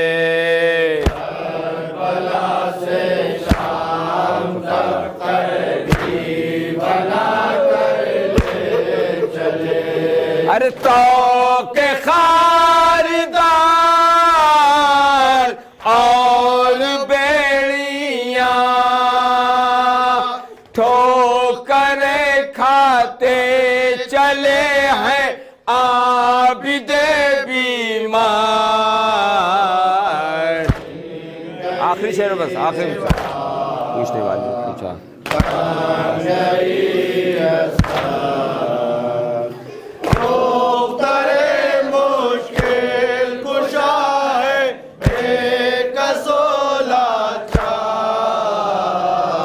پوچھنے والے نے پوچھا سید سجاد سے پوچھنے والے نے پوچھا سید سجاد سے سب سے زیادہ غم کہاں پہنچا ہے ابن زیاد سے سب سے زیادہ کہاں پہنچا ہے ابن زیاد سے.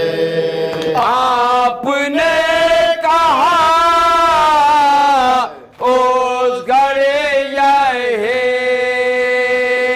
شام شام شام ہائے شام کا بازار.